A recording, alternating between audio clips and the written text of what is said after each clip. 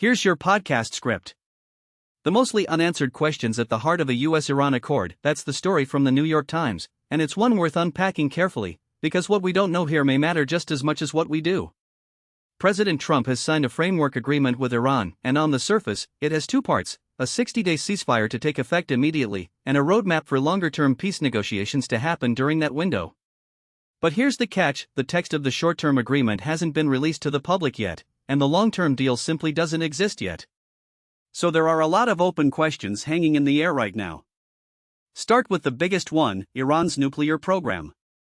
Both sides have signaled that this won't be addressed in the immediate ceasefire, it's being pushed to the longer negotiations.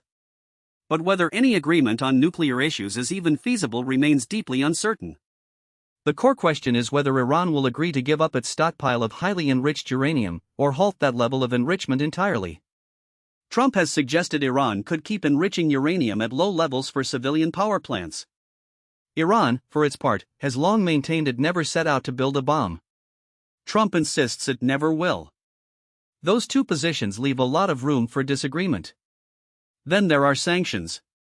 Iran has been living under crushing economic penalties for years. Some were briefly lifted under the 2015 nuclear deal, but Trump pulled out of that deal and reimposed them, adding new ones on top. Getting those sanctions removed has been a core Iranian demand, and again, it's been left to the longer talks to sort out. Now, the Strait of Hormuz, that vital shipping corridor that Iran blockaded. Both countries say they'll lift their blockades, and Trump said maritime traffic would return to normal by Friday, when a signing ceremony is set for Geneva. But other U.S. officials say it could take weeks. Thousands of vessels are waiting, they can't all pass at once, and the U.S. military needs to first sweep the waterway for mines.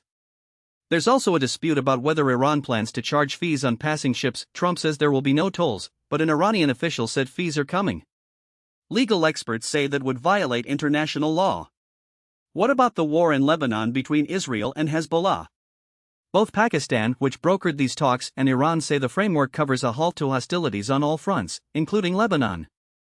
But Israel and Hezbollah aren't parties to this deal. The U.S. isn't involved in that conflict, and Trump has openly criticized Israeli Prime Minister Benjamin Netanyahu for pursuing it, calling him, quote, crazy. Netanyahu made clear Monday he disagreed with at least part of Trump's agreement, calling it his decision, and said Israel won't withdraw forces from Lebanon, though that doesn't necessarily mean a ceasefire is off the table entirely. There are also questions about frozen Iranian assets held in foreign financial institutions. Iran wants billions returned. Reuters reported the UAE, where some assets are held, would release $10 billion to Iran. The Emirati government denied it. Vice President J.D. Vance said the U.S. hasn't promised Iran any financial benefits during the 60-day window. Some analysts think a transfer through a third party like the UAE could let Trump quietly allow the payment without publicly owning it, sensitive territory, given how fiercely he's criticized Obama for returning frozen assets to Iran back in 2016. Will oil prices drop? Probably, eventually, but not right away. Just clearing up the traffic backlog in the Persian Gulf will take time. And repairing the oil and gas infrastructure that's been bombed around the Gulf will take considerably longer.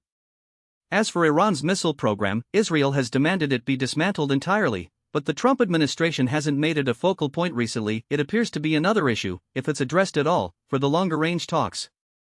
The bottom line is this: what's been agreed to is mostly a pause, a chance to talk, and the hardest questions haven't been answered yet, because the harder deal hasn't been written. This has been your update on the US-Iran Framework Agreement. Stay tuned as the details and the negotiations continue to unfold.